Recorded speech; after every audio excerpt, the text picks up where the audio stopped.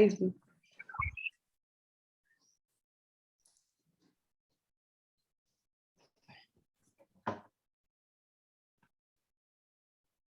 Muy bien. Cuando usted quiera, nomás ya pone un caso porque ya comenzó la grabación. Ahí la profe Eli va a pedir hablar.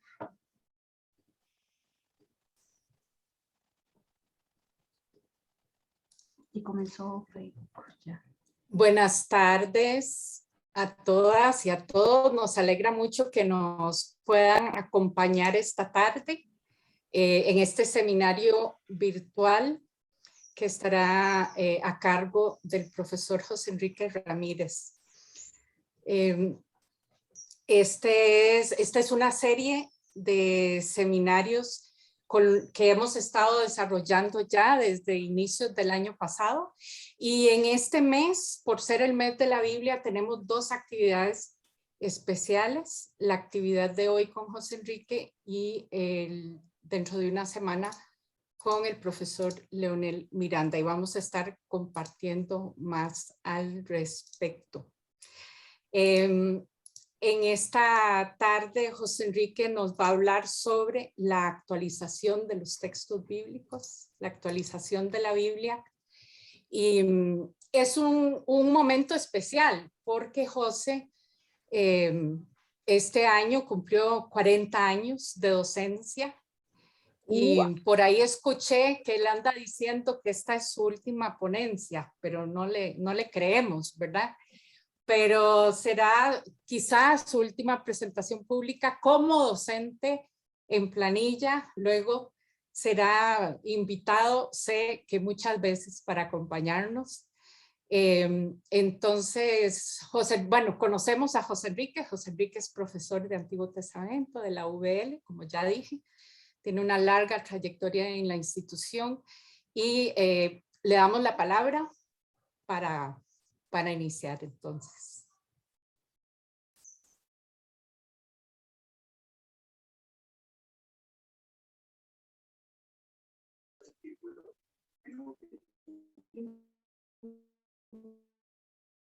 José, no estamos escuchando. Ahora sí. Okay. Ahora sí. Sí, me quiero ver yo. Muy bien. Muchas gracias a las personas que se han tenido la amabilidad de conectarse. En esta ocasión, como ha dicho Elizabeth, me quisiera referir al tema de la actualización de textos bíblicos. Yo asumo, o el momento que hablo, asumo que esta es una actividad abierta. Entonces, el tema que quisiera tocar y la forma en la que quisiera tocarlo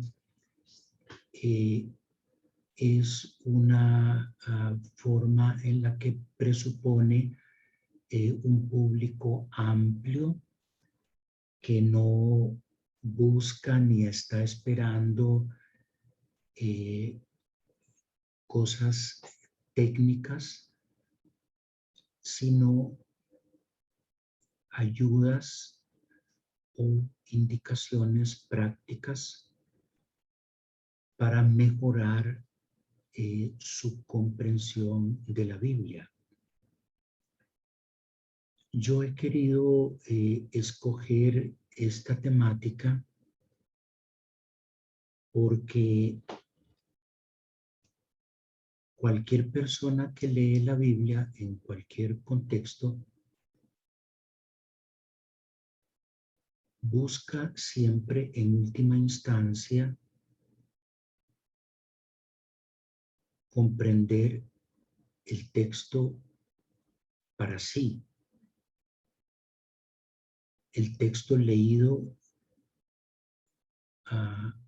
comunitariamente, colectivamente o bien el texto leído privada, personalmente. La mayor parte de las personas que probablemente nos escuchan son personas que han tenido la responsabilidad o la tienen de exponer textos frente a otras personas o bien explicarlos o, ¿cómo se dice?, trabajarlos con ellos, con ellas.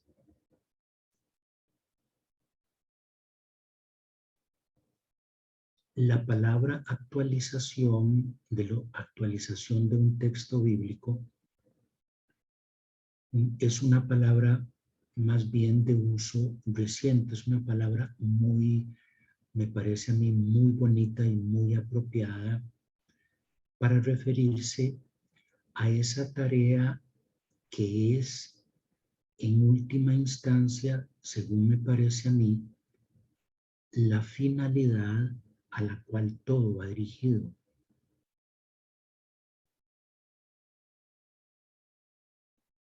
Y he querido referirme a esto porque, por la experiencia que tengo, me parece que es la faceta o el aspecto más difícil de lograr en ese paquete que nosotros podríamos llamar el estudio de la Biblia. Existen actualmente, en los últimos 20 años, una cantidad realmente sorprendente de comentarios profesionales, técnicos que se han hecho, que buscan ser comentarios de aplicación o comentarios prácticos, comentarios actualizados sobre temas de la Biblia. Y la verdad es que cuando uno los ve, lo cierto es que esa actualización no está bien lograda. En realidad no hay una actualización, sino más bien una especie de repetición de ciertos contenidos religiosos. Disculpen, Texia. Sí. Una repetición de ciertos contenidos religiosos presentes ya en el texto, es decir, la actualización de un texto bíblico en realidad no es un trabajo fácil, no lo es tampoco entre profesionales. Entonces, a lo que me quiero referir es a un par de, digamos, consejos o indicaciones de tipo práctico, sencillo, que según mi experiencia pienso que pueden ser de utilidad. Comenzamos diciendo un par de cosas que parecen sencillas, pero que para ser comprendidas en profundidad requieren cierto tiempo. Gracias.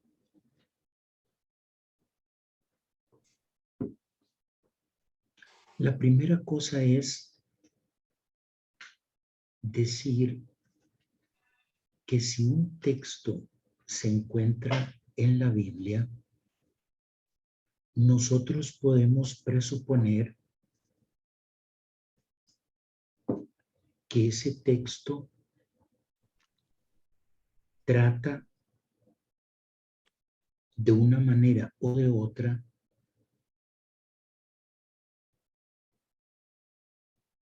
sobre algo relevante. Podemos decir que si se encuentra en la Sagrada Escritura, ese texto está ahí porque aspira a decir algo o dice algo, y ese algo no es algo de circunstancia, no es algo superficial. Está ahí desde hace siglos o milenios,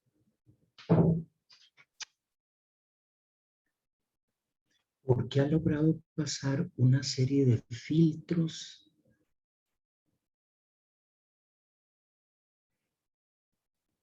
que le permiten haber sido escogido como un texto que tiene un sentido de profundidad y cuyas palabras captan sentidos profundos de la vida humana, de la vida social. Entonces podemos asumir que un texto no está ahí para decirnos cómo era una casa en Palestina en el siglo I, ni que está ahí para hablarnos de los diferentes tipos de animales que había en la época antes de Cristo. Y que de cierta forma no está ahí para darnos datos históricos o datos curiosos sobre la vida cotidiana, sino que el texto tiene un sentido de profundidad. La actualización de un texto, digo la actualización y no el estudio, y distingo bien entre las dos palabras. La actualización de un texto bíblico presupone en la persona la captación y la comprensión de ese sentido profundo del texto. Y distingo la palabra de la palabra estudio de la Biblia. Una persona puede haber estudiado un texto sin comprenderlo. Es lo que pasa la gran mayoría de las veces. Puede saber mucho sobre el texto y hablar acerca de ese texto sin haber penetrado de ninguna manera el sentido o el significado profundo de ese texto. Se estudia un texto cuando se estudian las temáticas ya conocidas. ¿Quién lo escribió? ¿Dónde? ¿A qué época pertenece? ¿A quién fue dirigido? ¿Cuáles son los personajes que están ahí? ¿De qué tiempo se está hablando? ¿Qué persona hizo tal cosa? ¿Qué persona hizo tal otra? Si se menciona algún personaje histórico, se habla de ese personaje histórico, etc. Nosotros podemos decir, eso es estudiar un texto, pero no comprenderlo. Repito lo que dije, no es tan evidente o tan sencillo como parece nada más con las palabras, dichas las palabras. Si ese texto está ahí, ese texto está ahí por una razón de fondo. Y comprende el texto quien se acerca a esa razón de fondo. Y eso que nosotros podemos llamar razón de fondo no es información de Google, no es información de Wikipedia. Eso no es, dicho con un poco de humor, eso no es información de fotocopias, como se decía antes, o para decirlo ahora, eso no es fotocopia de PDFs. La comprensión de un texto bíblico asume, presupone, pasa por el estudio de un texto, pero es un ejercicio de síntesis, es un ejercicio reflexivo es un ejercicio de mecedora, es un ejercicio de filtro que viene después del estudio del texto. La comprensión de un texto bíblico no llega porque una paloma entró por la ventana. Es necesario leer un texto detenidamente. Pero repito, distingo entre estudio y comprensión de un texto. Bueno, entonces, ¿a qué nos referimos?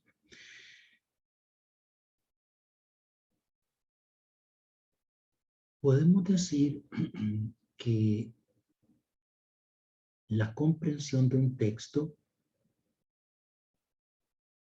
la actualización de un texto,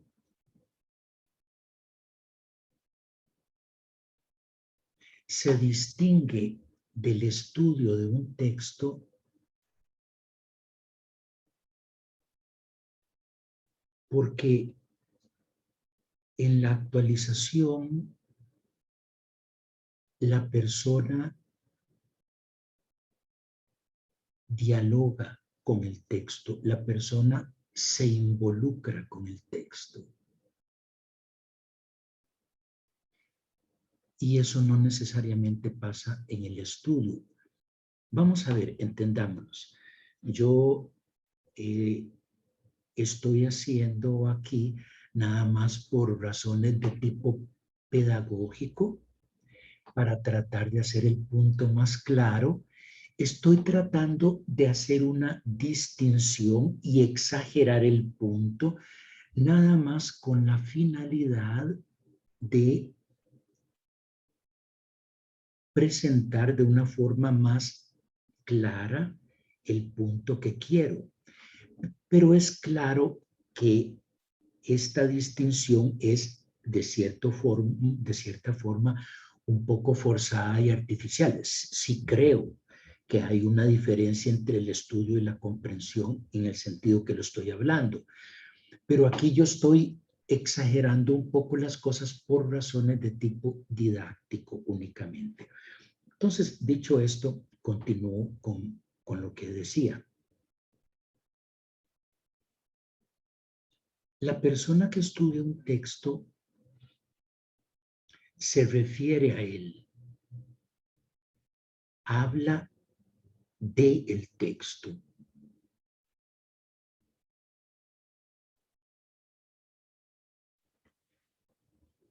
Pero de la misma forma como algunos comentarios del libro de los Salmos dicen de una forma muy bonita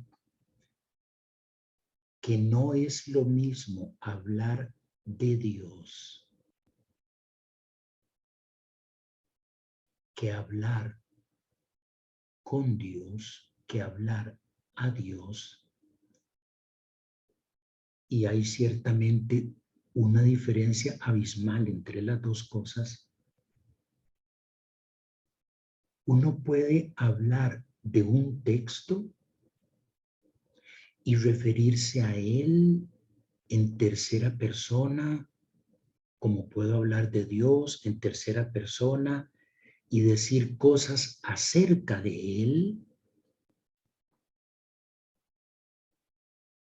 Pero yo puedo encontrarme vitalmente en otra circunstancia, en otro momento, en otra situación,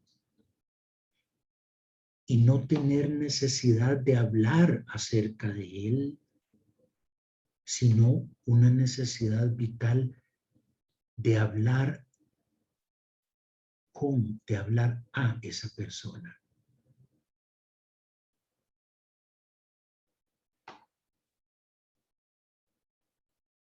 La contextualización de un texto bíblico, pues, si bien presupone ciertas tareas básicas de estudio del texto, es un momento de reflexión en donde la información queda de lado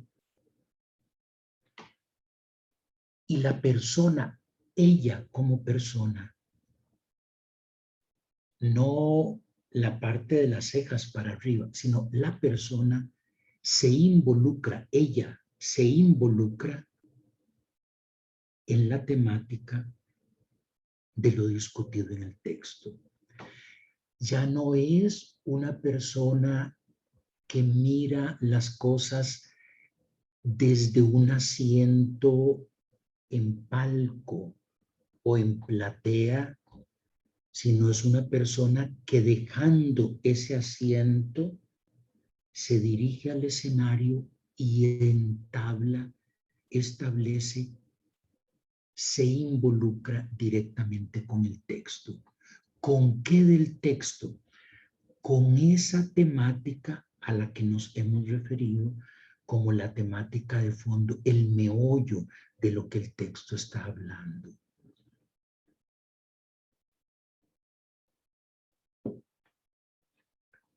Para no hablar o no seguir hablando, digamos, en el aire, permítanme referirme a un par de ejemplos que son conocidos y que permitirían ver esto en forma concreta. El libro de Ruth, este pequeño libro que se encuentra después del libro de Jueces, es un libro, me parece que es bastante conocido. Y vamos a ver, digamos que el libro empieza con un primer párrafo, un párrafo introductorio que tiene, según las versiones, 5 o 7 versículos y que más o menos dice de la siguiente forma. En el tiempo en que gobernaban los jueces, se produjo una hambruna en la tierra y un hombre que se llamaba Elimelec se fue con su familia del pueblo de donde vivían, que era Belén en Judá, y emigró hacia Moab con su esposa Noemí y sus 2 hijos. Estando en Moab, los hijos se casaron y al cabo del tiempo murió el esposo Elimelec y luego murieron sus 2 hijos.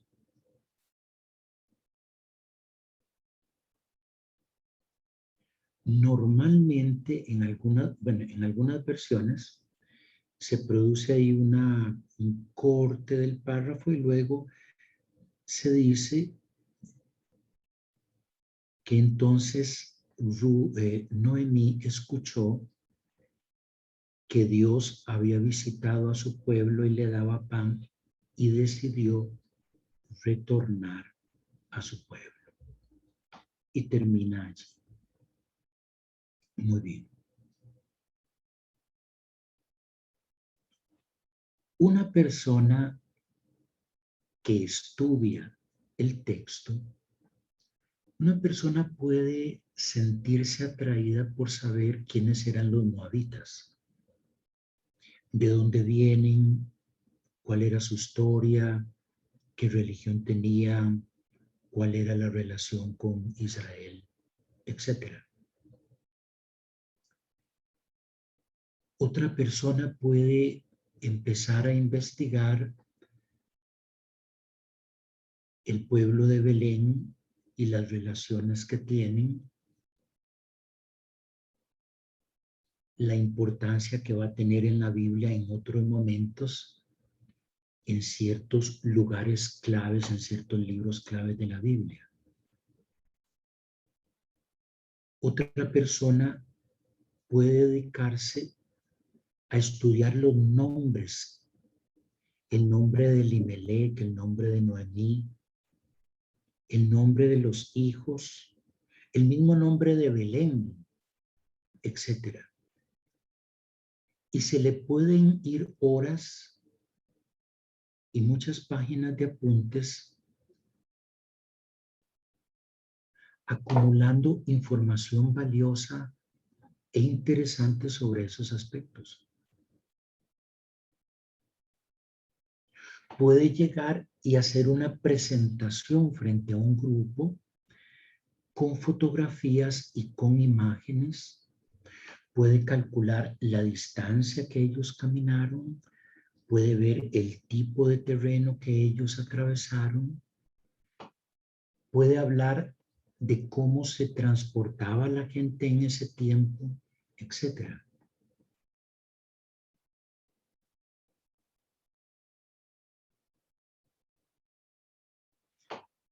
Pero este tipo de información,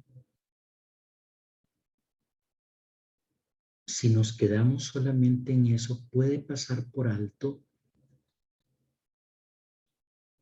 ciertos aspectos que son fundamentales. Una persona diría, sí, claro, si el libro empieza diciendo, hablando del tiempo de los jueces, probablemente ese es el tema fundamental.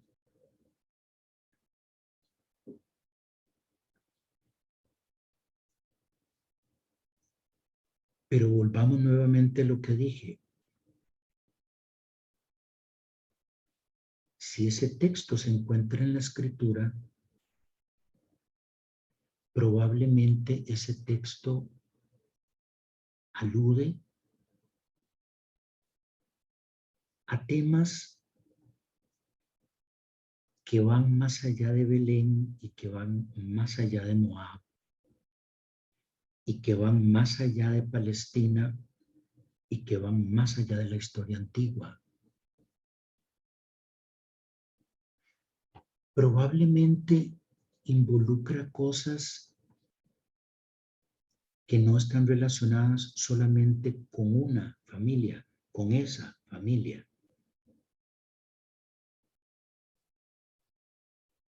Y es posible pensar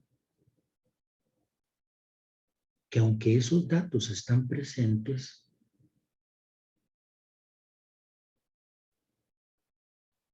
el sentido del texto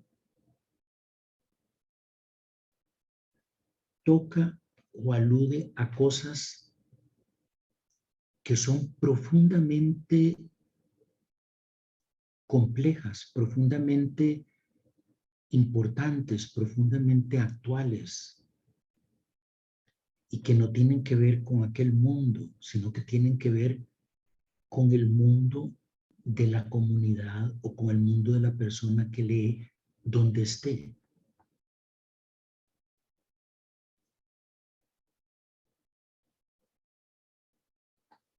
Ese texto podría verse desde otra perspectiva, por ejemplo.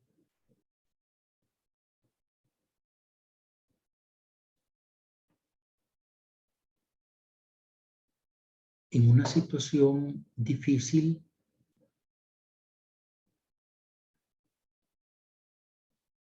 una familia o un hombre, más probablemente, decide poner las cosas en un pick-up, despedirse de los suyos e irse.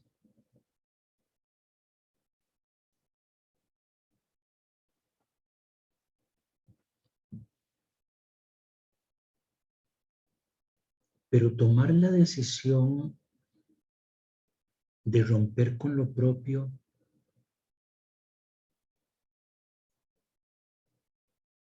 de cambiar lo conocido por lo desconocido,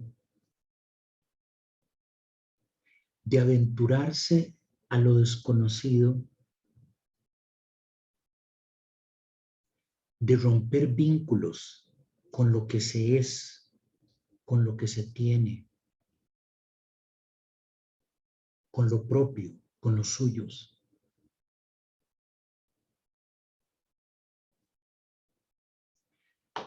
Para lanzarse a algo de lo que no se tiene ninguna seguridad. no se sabe exactamente a lo que se va.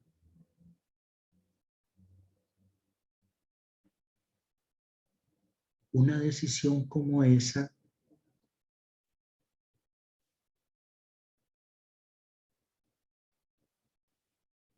implica riesgos, peligros, desarraigos, incertidumbres, de una naturaleza que uno no puede medir realmente hasta que uno no esté en ese pellejo para darse cuenta la dificultad y la gravedad de lo que está involucrado allí.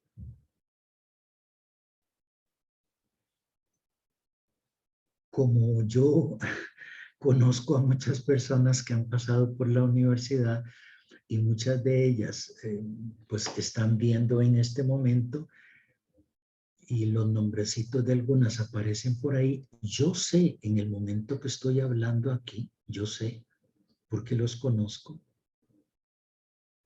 que algunas de las personas que me están oyendo han pasado por eso y han llegado aquí a Costa Rica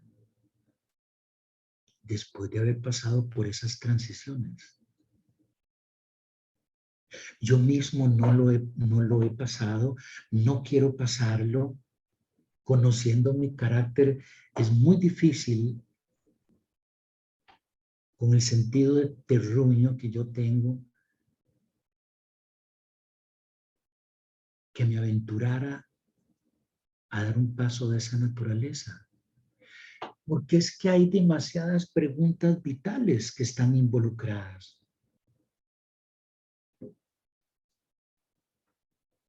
Había hambre en la región, sí. Una familia se fue, pero 300 se quedaron. Entonces, ¿cómo entendemos eso? Quiere decir que la situación de este texto que estamos leyendo de Ruth era una situación grave, difícil, pero relativa. ¿Relativa por qué? Bueno, relativa porque no hubo un abandono del pueblo. Lo que hubo fue una familia decidió irse. Eso significa que hubo una familia, asumiendo que la decisión se dio en familia y probablemente no se dio en familia. Pero quiere decir que hubo un momento determinado en donde lo que había, alguna persona o algunas personas lo consideraron que no era suficiente.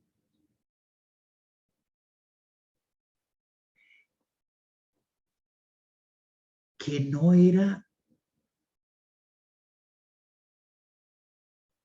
lo que esperaban.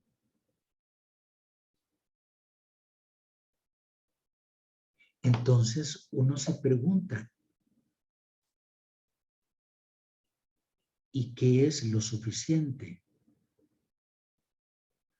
¿Cuándo tiene una persona o un grupo familiar o una comunidad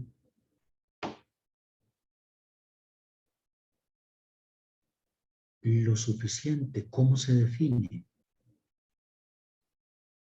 Se define en términos de bienes o se define en términos de relaciones o se define en términos de seguridades o de vínculos.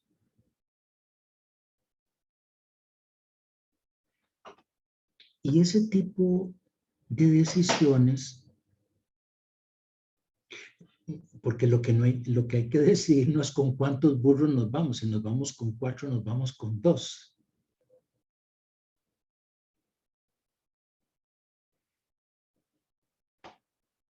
Es que al empezar a ver que se monten los burros, la persona hace un recuento de su vida, de lo que es, de cómo ha llegado a ser lo que es.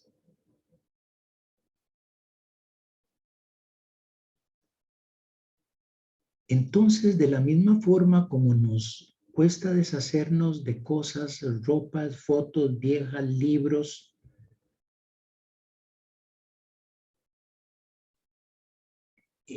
esas rupturas remueven en las personas una gran cantidad de aspectos vitales.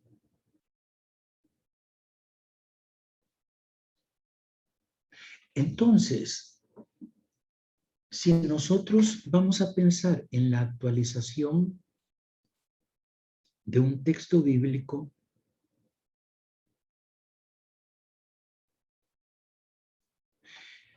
necesitamos hacer una pausa y en algún momento dejar de ver el texto como un eso que yo tengo allí frente a mí, que está hablando del tema A, B o C, y necesito leerlo como siendo yo de quien el texto habla. No como si se estuviera hablando de una experiencia de terceros, sino como si se está hablando de una experiencia que está siendo asumida en ese momento por la comunidad o por la persona que lee. No es lo que otros hicieron el meollo de la cosa. El meollo de la cosa es ¿qué haría yo? ¿Qué haríamos nosotros como comunidad estando allí vitalmente en donde están los personajes que nada más por razones prácticas están encarnando, dándole vida a ese pequeño relato?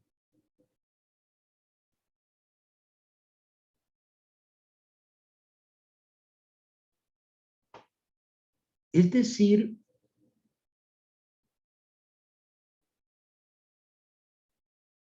que la actualización de un texto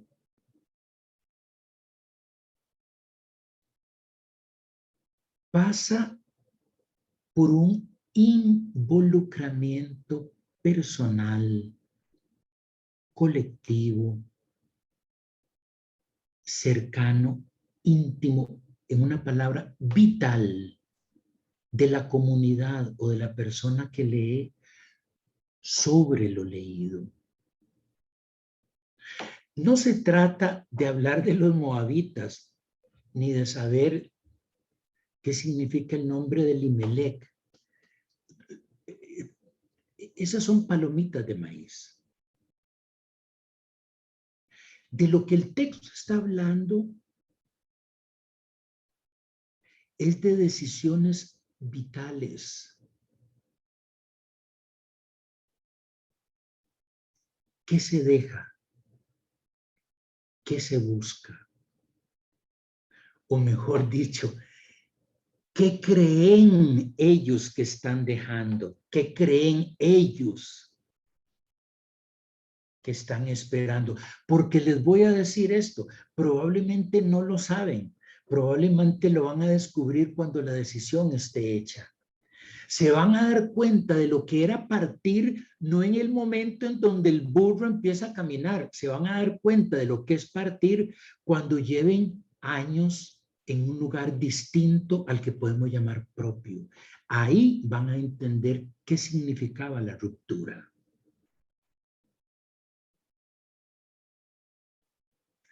Es que nosotros sabemos lo que usamos. No, perdón, no lo saben. Nosotros no lo sabemos. Uno sabe las cosas cuando tiene la oportunidad de verlas desde la existencia, desde la vivencia. Es que yo creo que esto se estaba viendo unas noticias de unos refugiados, una señora refugiada venezolana que salió con unos niños deshaciéndose de sus cosas y que llegó a Bogotá.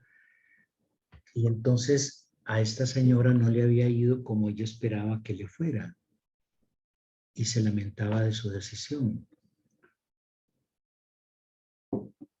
Es un error de ella, es un error de cualquier persona que crea saber de antemano algo que solo va a conocer viviéndolo desde la otra orilla.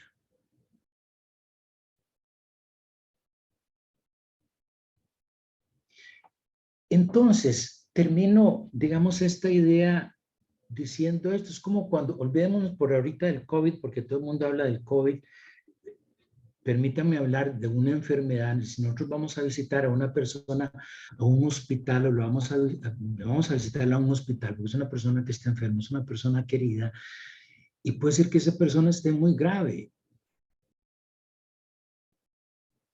Pues si nosotros vamos con alguien y nosotros salimos realmente conmovidos por lo que vimos, y la persona de a la par nos dice, viste que el botón, la pijama que tenía, le faltaban 2 botones.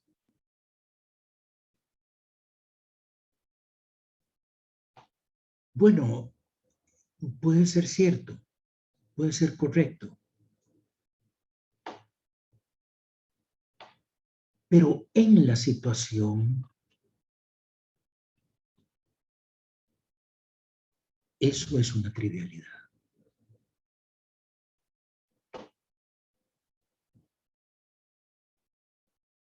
La lectura de los textos bíblicos puede llevarnos en una o muchas ocasiones a prestar atención a cuántos botones faltaban en la pijama de la persona que fuimos a visitar.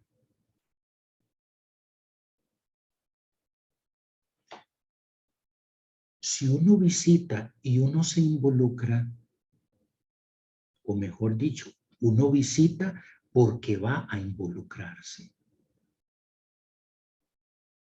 Y si no visita para eso, perfectamente puede hacerle una llamada por teléfono. Pero si va porque se involucra, va a dar de sí, va a captar eso vital de la otra persona. Y cuando eso se da, probablemente la persona no tiene ojos tanto para ver si todos los botones eran del mismo tipo o había uno azul entre los demás que eran de color café.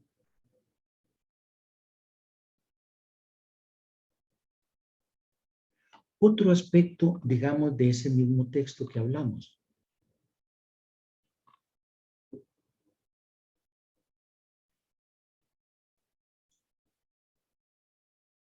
No se trata de llegar y decir,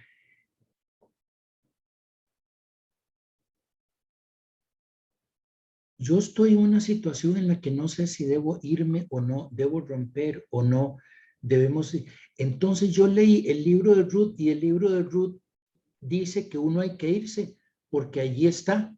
Entonces leyeron y la familia Elimelech, ellos se fueron. Entonces yo me tengo que ir mañana, compro el tiquete para Miami. La Biblia dice que hay que irnos.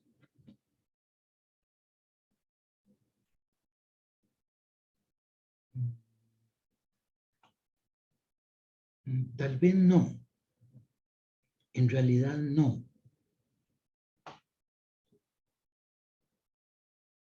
El relato está construido no para decirle a la comunidad que lee o a la persona que lee, váyase o quédese.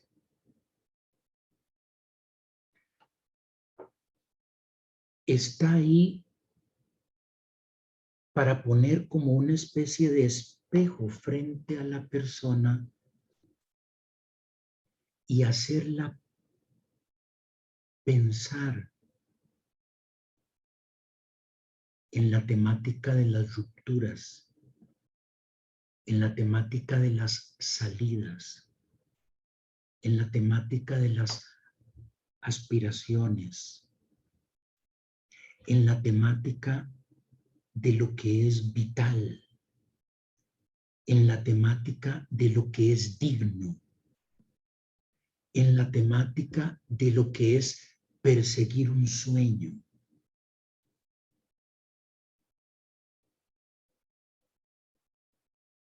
¿Cómo se persigue un sueño? ¿A dónde se lo persigue? ¿Se lo persigue yéndose? ¿Se lo persigue quedándose? ¿Qué implica cada una de esas cosas? Podría irsenos la noche y otras sesiones más solo discutiendo sobre esa sencilla acción de partir, de salir, porque la carga emocional, la carga existencial, los problemas involucrados a la hora de romper amarras y salir son enormes, son complejos. Y el texto nos invita a reflexionar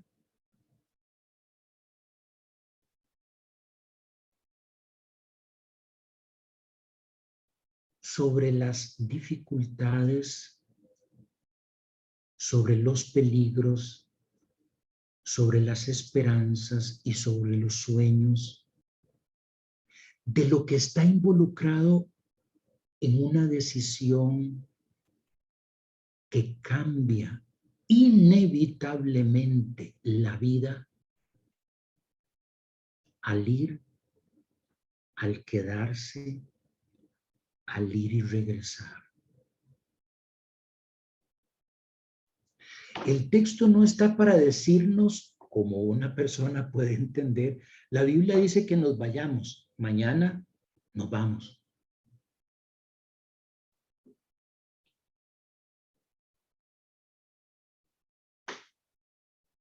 La Biblia pone frente a nosotros un texto en que nos llama a pensar, nos invita a pensar.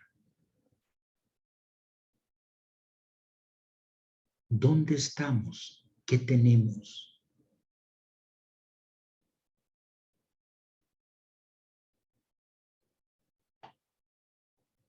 ¿Hemos respondido? ¿Estamos en condiciones de responder?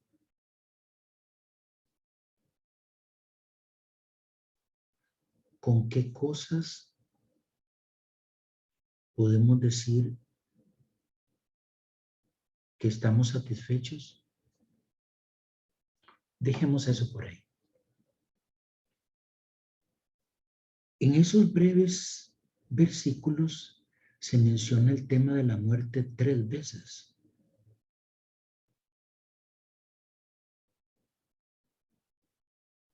Y el tema de la muerte es desafortunadamente un tema de gran actualidad.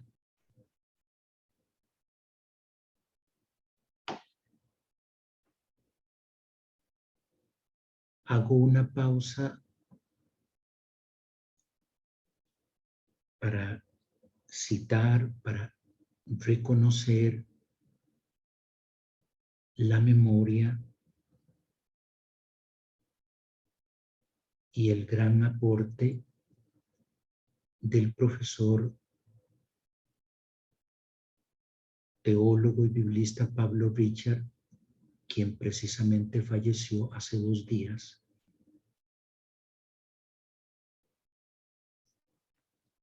Y cuya trayectoria y obra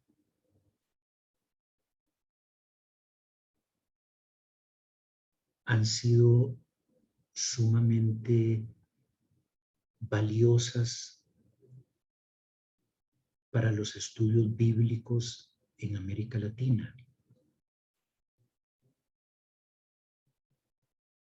muchas personas han muerto durante los últimos 2 años.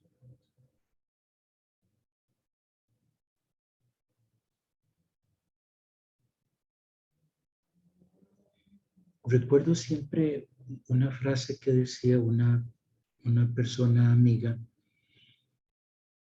que decía: no voy a los cementerios a llevar flores a los muertos porque ya los muertos se murieron.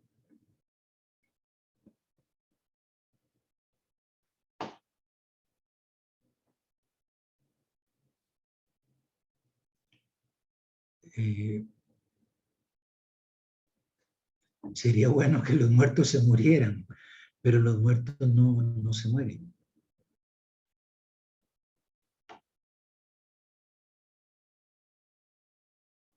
Los muertos siguen viviendo en nosotros, lanzándonos preguntas sobre lo que nosotros somos, sobre lo que hemos sido, sobre los valores que tenemos, sobre lo que somos como persona en el fondo.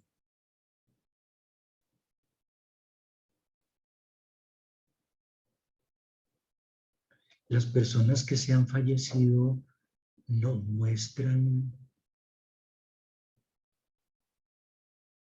nos permiten ver desde su distancia lo que somos, las lealtades profundas, las inseguridades más grandes están ligadas con esos que partieron. La frase no dicha, la palabra dicha, la acción que hicimos y la que no hicimos. Montones de cosas, no de ellos, sino de nosotros. El mismo significado de nuestras vidas lo comprendemos en relación a ellos y por relación a ellos. La muerte evoca en la persona que no muere una cantidad de sentimientos, de descubrimientos,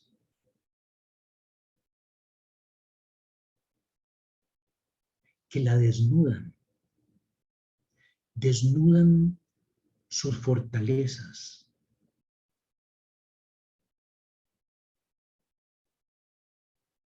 o la desengañan respecto de fortalezas que creía tener. Y por el contrario, personas que se consideraban dependientes o débiles descubren por la muerte de alguien su propia fortaleza.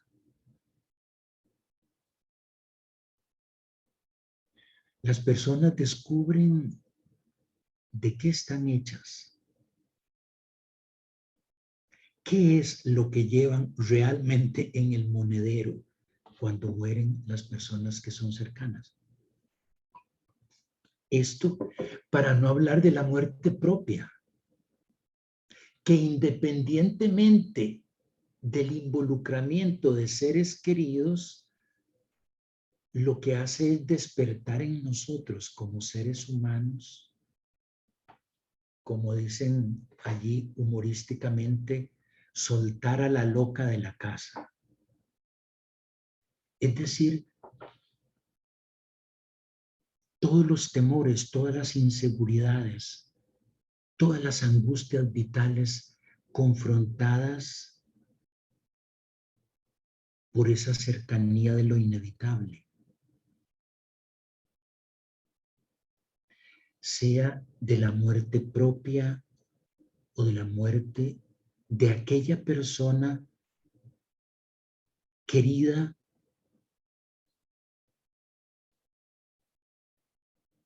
pero que no entendemos la naturaleza de ese sentimiento hasta que no estando la persona, es como les ha pasado que en determinado momento hay un hilito que se sale de aquí y uno empieza a jalarlo y jalarlo y si, mejor no sigue jalando porque se va a quedar sin manga. Pero al principio parece simplemente un hilito superficial que está por allí. Bueno, me estoy fijando en el reloj y veo que nos quedan unos 5 o 7 minutos. Entonces, permítanme terminar diciendo esto de la siguiente forma.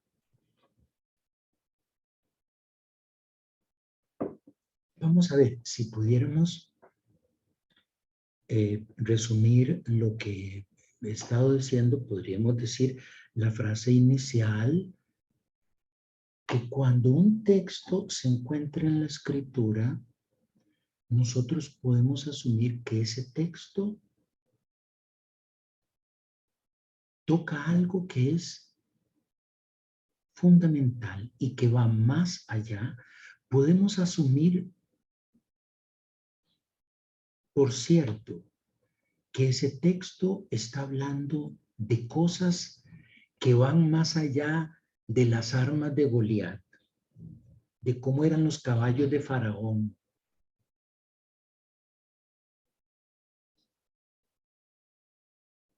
que tienen que ver con cosas vitales. En segundo lugar, podríamos decir que otra cosa que he dicho sencilla consiste en decir que la contextualización de un pasaje bíblico involucra el diálogo, la apropiación de esa temática en nosotros como personas. Significa no hablar del texto, sino ver el texto desde dentro del texto. Dejarme ser apelado por la temática que el texto está hablando. Y en estos minutos, permítanme mencionar, no es que tengo 3 cosas, yo no apunto lo que digo, sino que acostumbrado como docente me pongo a hablar y bueno, paro aquí porque no nos da más tiempo, pero por lo menos permítame cerrar con un tercer punto.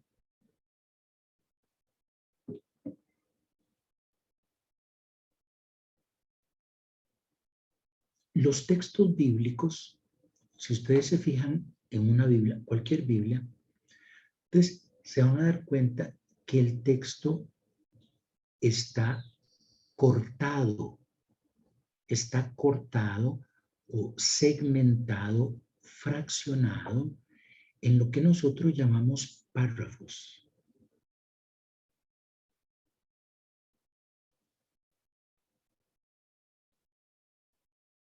Un texto bíblico, una narración, es una unidad que está compuesta normalmente por varias escenas. Quiere decir que en la trama de ese relato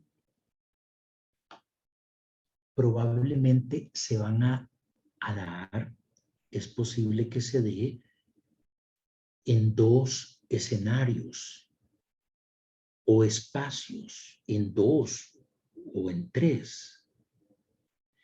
Y es posible que involucre a diversas personas y que en determinado momento un personaje esté en relación con otro personaje y en otro momento en relación con otro personaje distinto.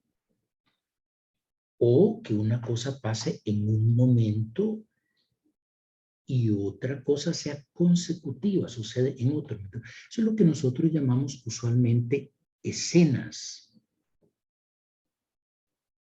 Quiere decir que un texto nos está hablando de unas ciertas acciones en un cierto momento, se hace una pausa y de un momento a otro estamos nosotros en otro lugar. Se dice, por ejemplo, que los hermanos de José, libro de Génesis, la historia de José, capítulos 37 al 50, capítulo 37, hay una fricción entre José y sus hermanos, y estos hermanos tienen una desavenencia con él. En determinado momento lo toman en una refriega que hay ahí, probablemente violenta,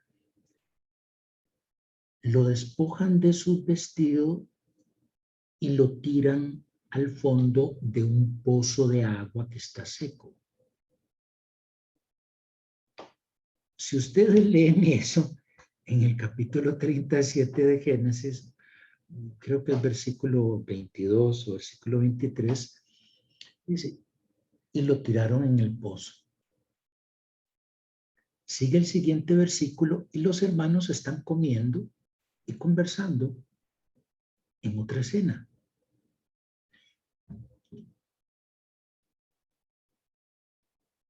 Se corta ese momento de clímax, pero un clímax que quedó cortado. De un pronto a otro están el jaloneo, tiran a José, queda ahí, el relato sigue, pero entre esa acción y la siguiente, lo que se produce es un vacío, hay un salto.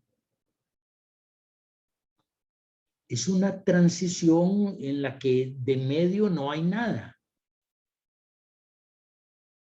Bueno, ¿y para qué el profesor está comentando eso? Eso es, como dicen los chiquillos de ahora, un tip. Y con ese tip vamos a terminar. ¿Qué es ese tip? El tip es que un relato, cualquier relato, se construye para llegar a un punto, pero a ese punto se llega por medio de ciertos pasos o secciones o escenas o circunstancias. El capítulo 37 no termina en esta acción que yo les estoy comentando. El capítulo 37 sigue. Esta es una escena y esa escena se corta allí y empieza con los hermanos tranquilamente comiendo alrededor de un fuego o alrededor de la comida, conversando entre ellos. ¿Para qué sirven esas transiciones o esos saltos en la contextualización de los textos? Ahí tienen un tip y con ese nos vamos a quedar. ¿Qué es? Que los textos bíblicos construidos por escenas saltan de una escena a otra, de un espacio a otro, del diálogo de una persona. Estaban hablando con José, ahora están hablando entre ellos. Estaban a la par del pozo, ahora están a la par del fuego. Esas transiciones no se dan accidentalmente, no se hacen al azar, no se hacen de cualquier modo, o como decimos aquí, a tontas y locas, sino que esas transiciones son cuidadosamente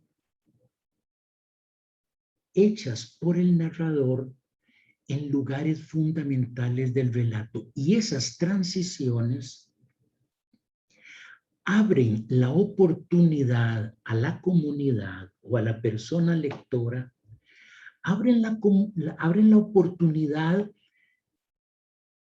para que ellas, como dicen en Costa Rica, meta la cuchara allí.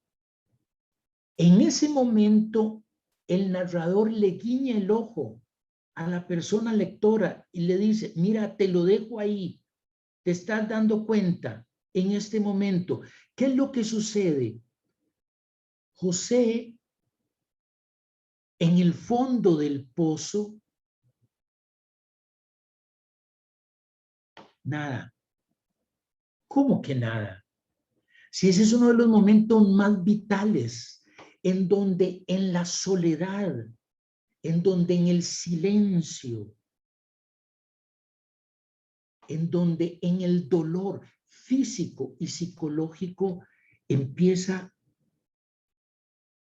a procesar qué es lo que ha sucedido, qué dijo, de dónde nace en los hermanos ese odio, qué lo ha causado. Lo han causado palabras de él. Porque tenía unos sueños, era necesario contarlos. Era necesario llegar a donde los hermanos, una vez más, vistiendo aquella túnica que fue parte del conflicto. Hay muchas cosas que el personaje necesita procesar y las está procesando en el fondo de ese pozo. Pero no crean que es que los hermanos están comiéndose ahí unas hamburguesas de McDonald's, todos tranquilos, como diciendo, ya superamos ese problema. No, no lo han superado. En medio del fuego y de la comida y de los chistes, saben que tienen que dar cuenta de lo sucedido a su padre.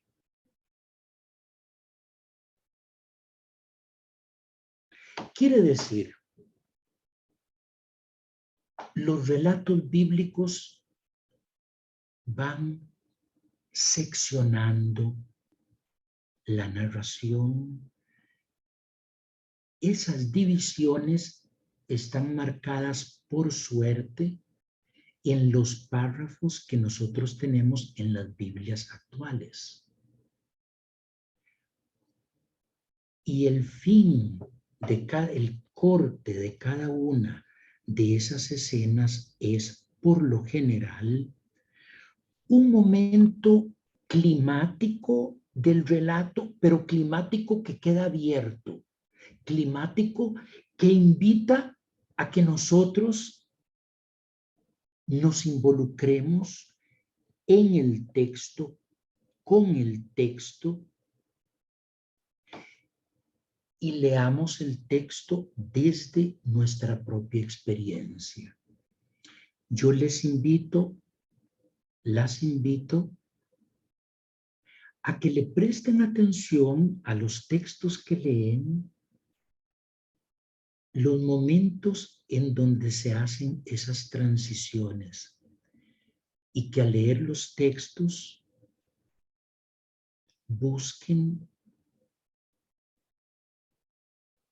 cuál es el problema fundamental del cual está hablando ese texto. Cada persona tiene una experiencia de vida acumulada, y esa experiencia de vida es toda una biblioteca extraordinaria para interpretar los textos. Podemos interpretarlos, alumbrarlos, enriquecerlos desde nuestra propia experiencia. No solamente los libros alumbran un texto bíblico, los alumbran nuestras experiencias de vida, que son similares a las que están narradas. Los alumbran nuestras esperanzas y temores que se ven dibujados en los personajes de ese relato. Una estudiante muy querida de Bolivia que quizás esté escuchándonos en este momento. No puedo ver todas las personas que están. Me invitó la semana pasada, como parte de la Semana de la Biblia, también a hablarle a un grupito de su iglesia, una pequeña iglesita de barrio, muy pequeña, en una comunidad. Y cuando terminó la actividad, una persona hizo un comentario sobre el texto que habíamos leído, y la experiencia que comentó me pareció a mí tan enriquecedora, tan iluminadora. Aquello era mejor que cualquier comentario. Y todas las personas tenemos eso. Bueno, esas son unas ideas que pueden ayudar o alumbrar en lo que nosotros llamamos la actualización de los textos bíblicos. Muchas gracias. Muchísimas gracias, José Enrique, por esta reflexión tan profunda y tan oportuna en estos momentos, me parece, de la vida de muchas personas. Creo que nos llamas a ver más allá de lo que un texto nos puede dar como instrucción o de los detalles que podamos querer indagar en un texto desde la exégesis para encontrarnos con la vida en ese texto bíblico. Y creo que de eso se trata el encuentro con la vida. Y de hecho, el encuentro con temáticas vitales que son los lugares teológicos, ¿verdad? Desde los cuales hacemos teología. Así que muchas gracias. Vamos a tener unos minutos para comentarios y preguntas que puedan tener, y seguidamente vamos a tener un momento especial. No sé si José Enrique ya le soplaron, pero vamos a hacer un pequeño momento de reconocimiento para José Enrique. Tendremos otro más formal más adelante, pero queremos aprovechar este espacio más extendido, más amplio, de participación de personas de diversos países para tener un espacio informal de compartir sobre el aporte de José Enrique. Entonces, abrimos, quienes deseen pueden abrir el micrófono, levantar la mano y abrir el micrófono, o escribir sus comentarios o preguntas.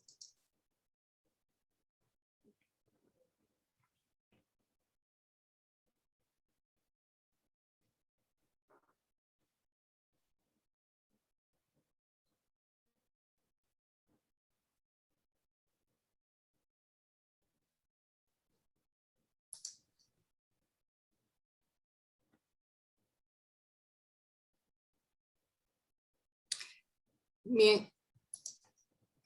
Dice Raquel, muchas gracias, profesor. Siempre sus aportes y enseñanzas nos hacen reflexionar e ir más allá del texto.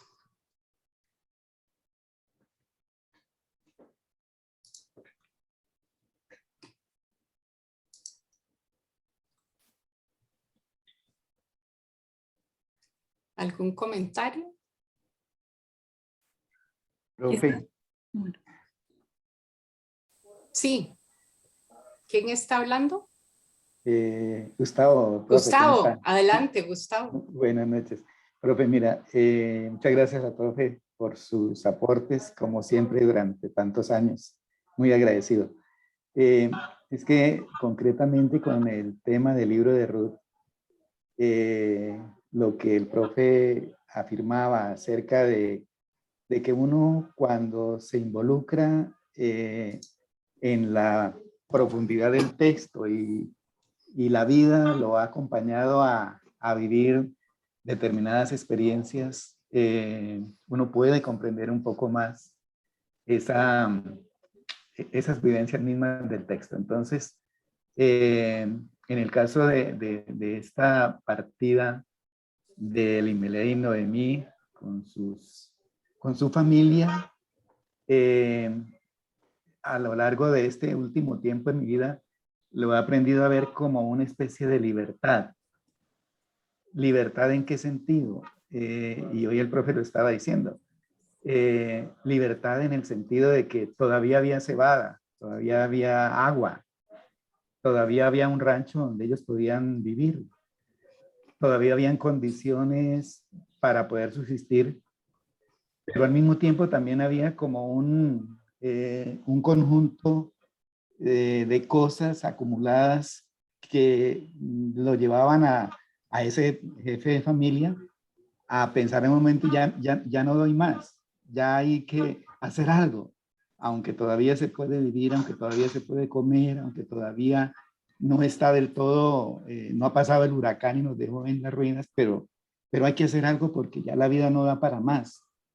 Y entonces estaba viendo lo que puede estar pasándole en este tiempo y que ha venido pasando, pero digamos en este tiempo más, de aquellas familias que no pensaron en qué iba a pasar cuando se fueran o cuando dejaran su tierra o cuando el desarraigo los alcanzara y sintieran el mal de patria o el dolor de la partida, sino simplemente fueron tan acumulándose tantas cosas que tomaron la decisión y es hora de partir, es hora de ir. No importa lo que venga, pero hay que buscar otros horizontes. Ya lo poco que había se agotó y han hecho muchos intentos, pero ya no se consigue ni para pagar el cuarto, la casa, y las deudas acosan y la vida ya no hay para la salud. Entonces, el tomar la decisión de irse muchas veces no da para pensar en el desarraigo, no da para pensar en el dolor de la partida. Solamente es como una especie de libertad de la misma situación. Es tomar la decisión de irse y liberarme por un momento de todo esto que ya es como un embudo y que me llevó hasta el punto de que esa decisión fue la mejor. Entonces, yo lo he visto como una especie de libertad. El tema del libro de la partida de Elimelech y de Noemí, como una especie de libertad. Así es. Gracias, profe. ¿Alguien más?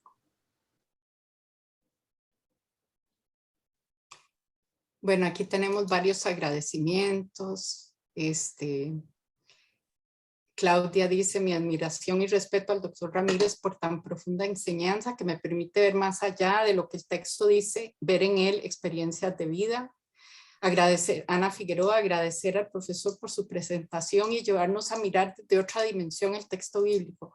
Cuánta necesidad hay de seguir proclamando estas enseñanzas, ya que muchas personas se quedan con cuántos animales entraron en el arca y el tamaño de esta, por mencionar un ejemplo, y no se permite que Dios hable y corra su palabra. Isis comenta: creo que lo más difícil al leer el texto es evitar hacer juicios de alguna manera. Al leer nos leemos y nos juzgamos. Es bueno el ejercicio propuesto para dejar de pensar y empezar a sentir y vivir el texto. Profe, si me deja compartir los saludos desde Facebook.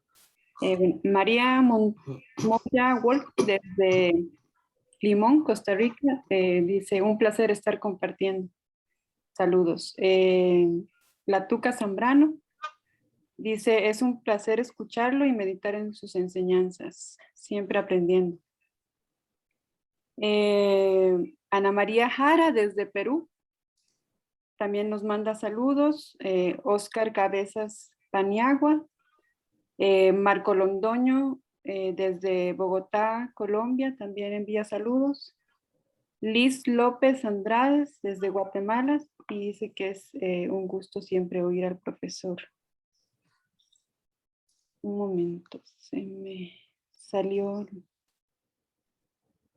se me desconfiguró el Facebook.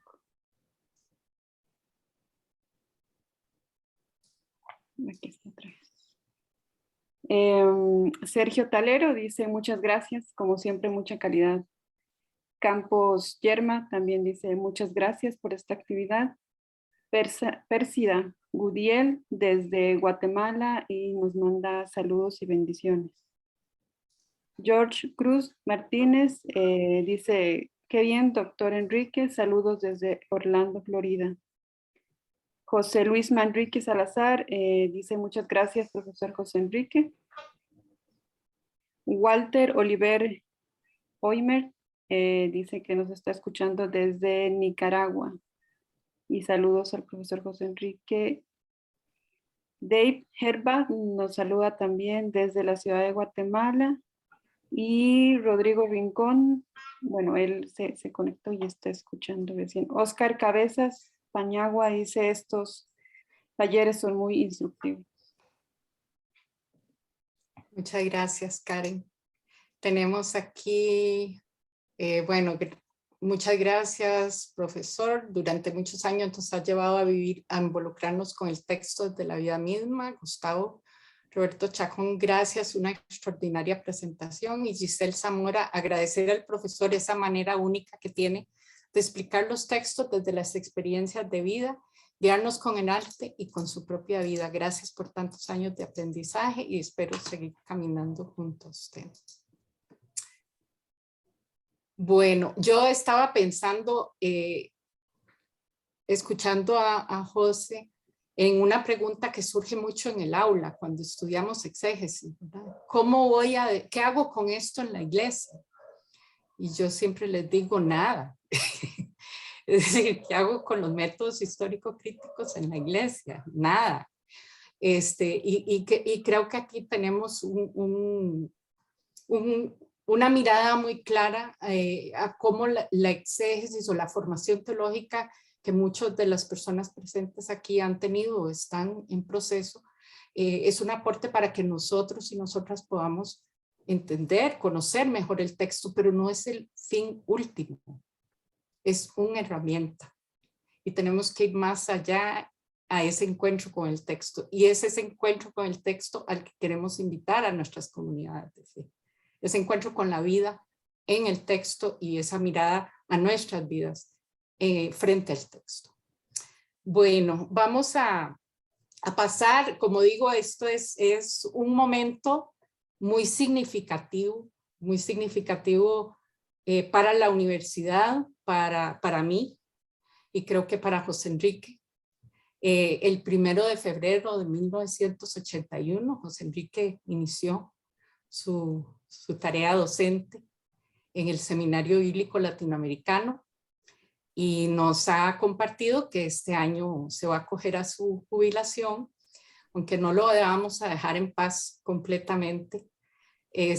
Sabemos que José Enrique se ha dedicado 100%, sino más, 200% al Seminario Bíblico, a la UL, de corazón, de alma, de espíritu, cuerpo, y en particular a quienes hemos sido sus estudiantes aquí en Costa Rica. Y también estaba pensando yo en la época en que viajábamos los y las docentes a los diferentes países y las experiencias tan increíbles de encontrarnos con los y las estudiantes en su contexto, ¿verdad? Y José ha hablado mucho de lo que ha compartido en otras ocasiones, de lo que eso ha significado para él.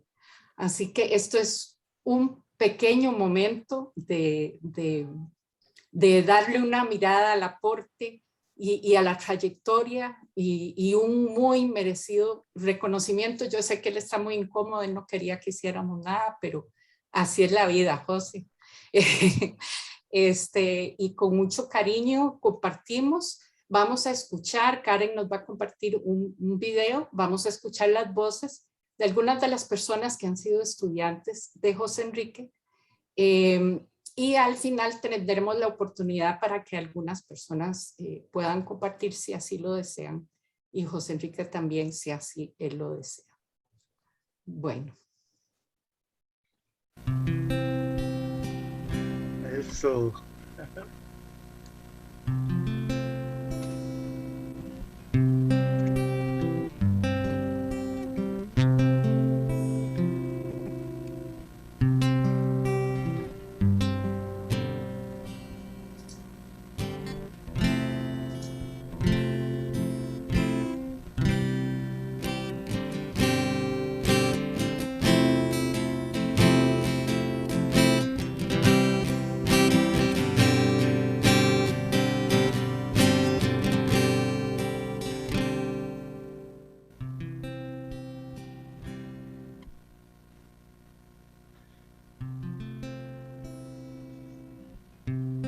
quiero enviar este mensaje de saludo y agradecimiento al profesor José Enrique Ramírez por todos los aportes que ha generado en mi aprendizaje, por permitirme sentir y soñar que podía cruzar el Atlántico, pasar de Sudamérica a Centroamérica, ir de América Latina a Europa, poder escribir una tesis en alemán y seguir soñando con esas posibilidades que son imposibles para muchos y muchas jóvenes en América Latina, en contextos como el mío. Don José Enrique es guía, inspiración y referente. Guía porque a pesar de su vasto conocimiento, y probablemente gracias a él, nunca impone su criterio, sino sugiere caminos que las personas decidimos o declinamos seguir. Es inspiración porque difícilmente se puede tener acceso a alguien como él sin que sus enseñanzas, conocimiento o incluso sensibilidad te hagan querer asemejarte a él. Y referente porque cuando admiramos tanto a una persona es imposible no tenerle muy presente al hacer un trabajo académico, ver una película o pintura, leer un material. Usted no ha sido solo docente del Santo Libro, ha sido maestro, padre y guía, colega, hermano, amigo. Su conocimiento y su sabiduría no se ha limitado a las aulas en la UVL, sino que ha ido más allá, en las conversaciones, en aquellas reflexiones profundas, en aquellas preguntas que no necesariamente tenían respuesta, pero que me han hecho reflexionar, repensar la vida, repensar a Dios, repensar mi fe. Expresarle mi admiración y agradecimiento por sus muchos años de entrega a la enseñanza, por sus valiosos aportes a la universidad, en cuyas aulas usted siempre supo ofrecer sus profundas reflexiones expresadas con gran sencillez y calor humano.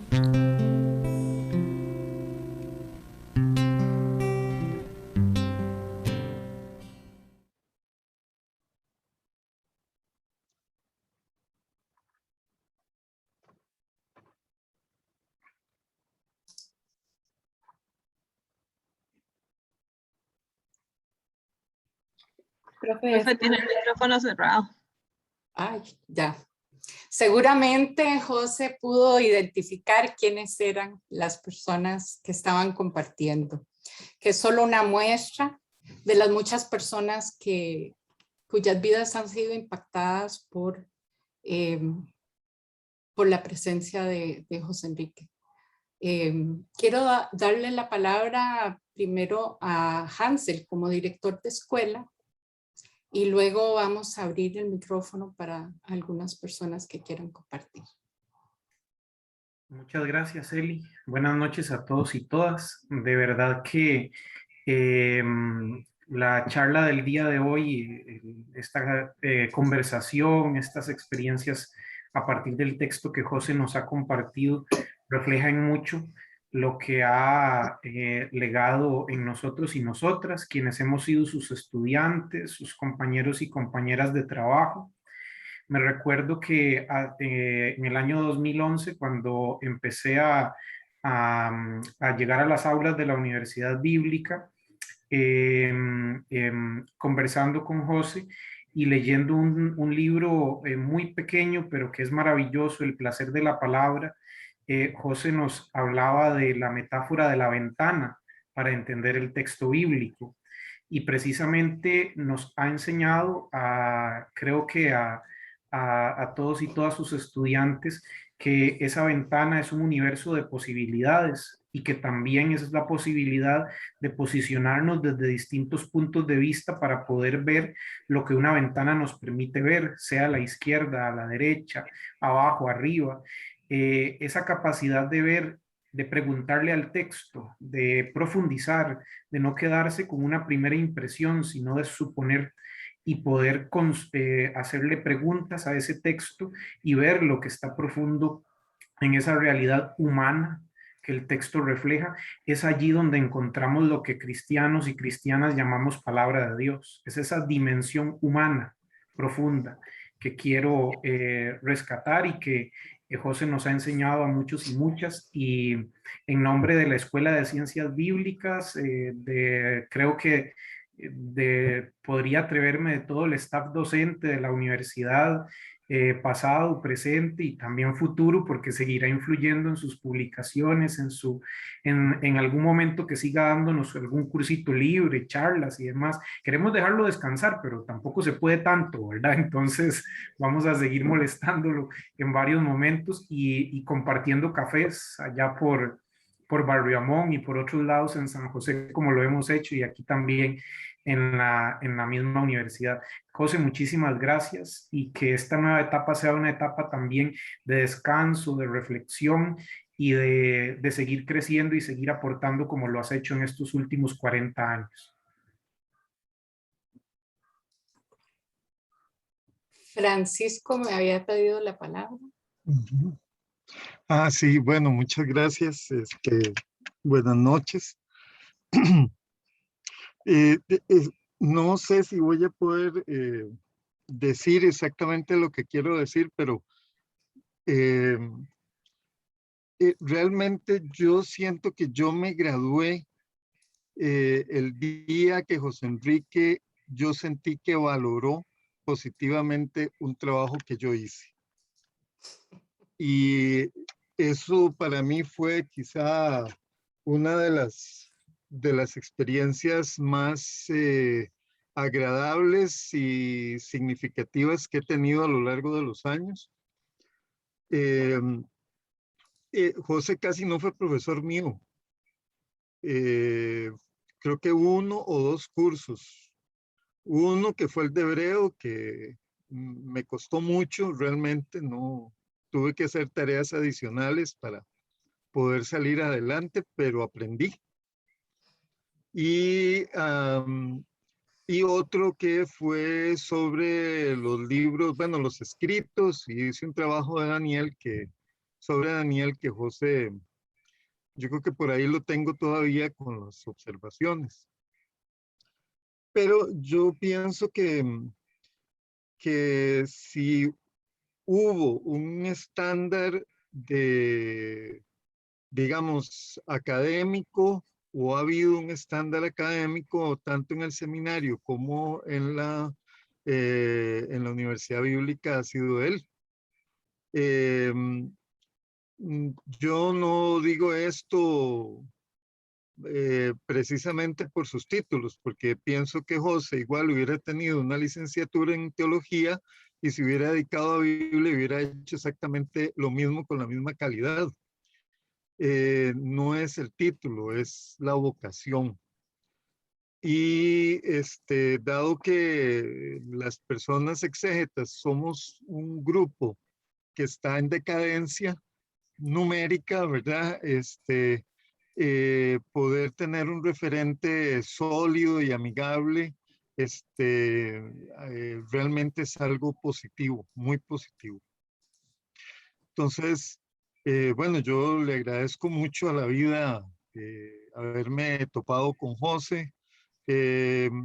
Y si tuviera que hacerle, digamos, un regalo de mi parte, ¿verdad?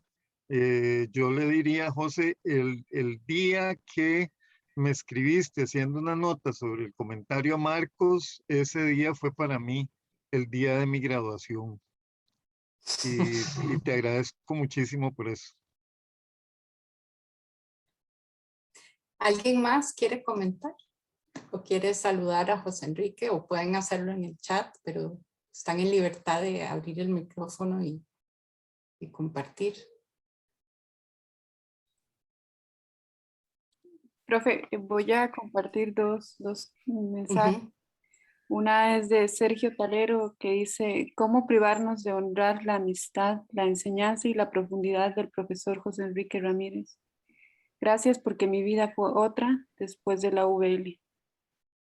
Y Liz López Andrade dice: imposible expresar en un párrafo el impacto y la influencia de estudiar bajo la guía del profesor José Enrique.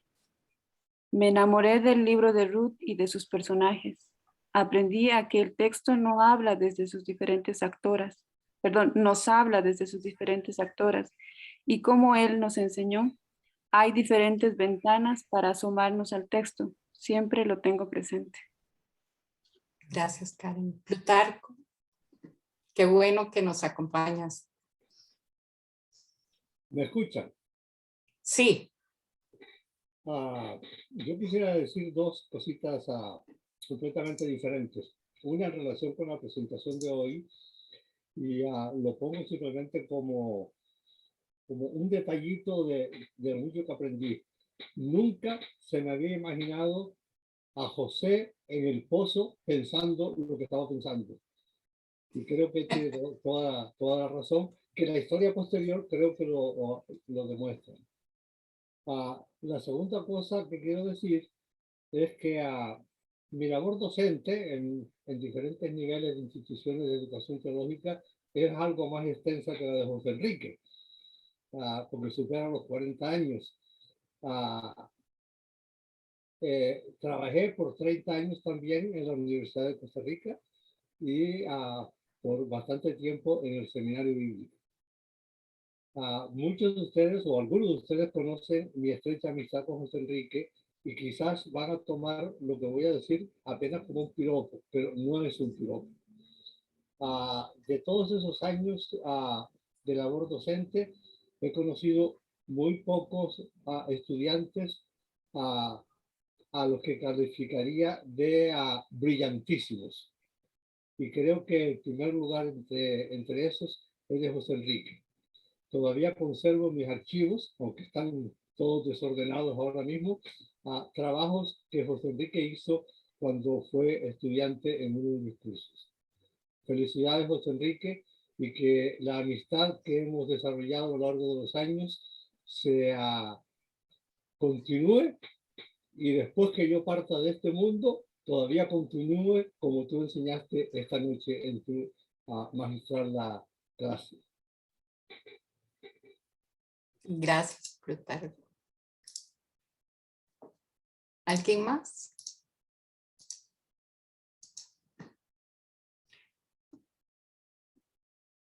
Bueno, yo faltarían palabras para compartir. Tal vez para mí es muy significativo que esté Plutarco Bonilla aquí y que, porque así como José Enrique fue estudiante de Plutarco y Plutarco ha sido su mentor y amigo, yo estoy aquí porque José Enrique, porque me acuerdo de la clase con José Enrique en la que yo dije, esto es lo que yo quiero hacer.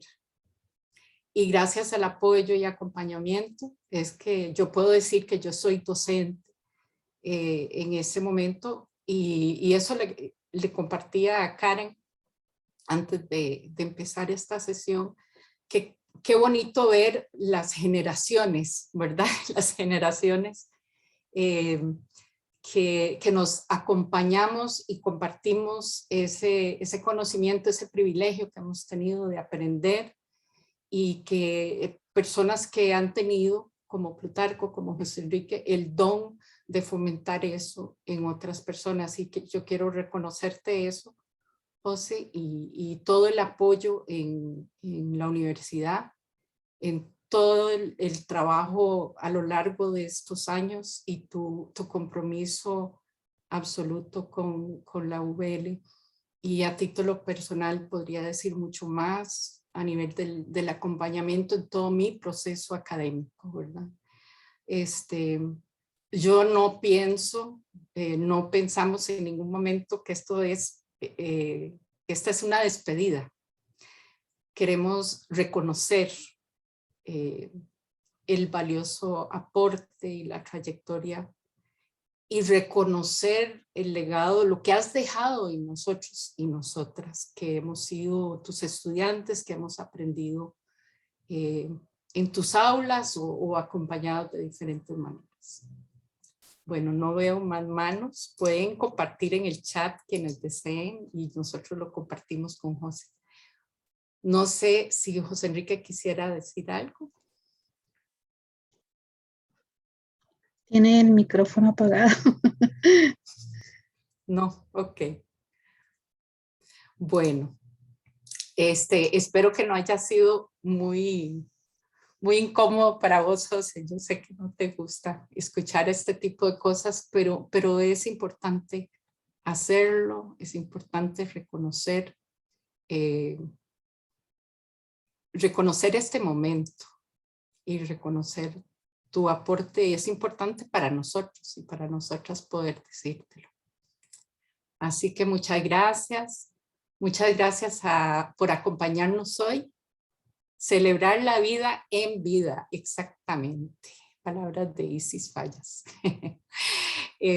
Muchas gracias por acompañarnos. Todas las personas aquí presentes que nos acompañan en Facebook. Gracias, José Enrique, por la presentación de hoy. Y quiero anunciar para el 29 de septiembre, de hoy en 8, el próximo seminario virtual a cargo del doctor Leonel Miranda, que se llama La disputa de San Jerónimo y Porfirio por la profecía de Daniel. El profesor Leonel Miranda es doctor en teología con especialización en patrística de la Pontificia Universidad Gregoriana de Roma y ha estado colaborando con la UVL en algunos cursos libres y nos alegra mucho tenerlo para compartir con nosotros. Bueno, y Texia tiene algunos anuncios.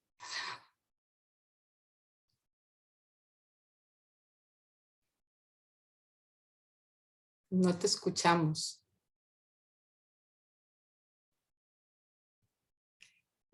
Bueno, estamos compartiendo el curso libre que va a empezar este sábado. Imágenes bíblicas de masculinidades, aportes y desafíos con el profesor Ángel Román, profesor de la UVL, así que les invitamos, si tienen interés en participar, les animamos a contactarse con la universidad a través del Facebook o los correos electrónicos. Sí, hacen, muchas gracias. Sí, si hacen un clic ahí en la imagen en Facebook, les remite directamente al formulario donde pueden inscribirse y yo misma les atiendo vía correo electrónico y les envío la información. Inicia este sábado. Muchas gracias, profesora Eli. Hay otro curso que viene, pero este ya es en octubre, el día 23 de octubre sobre justicia climática, así que quedan todos invitados a ver la información en Facebook. Muchas gracias. Con la doctora Nedi Astudillo. Así es. Muchas gracias. Bueno, buenas noches. Muchas gracias por acompañarnos. A ustedes las gracias. Buenas noches. Un gusto verles. Hasta luego. Noches. Muchas gracias a todos y a todas. Excelente, como siempre. Gracias, profesor. Gracias, profe. Muy amable. Chao. Chao.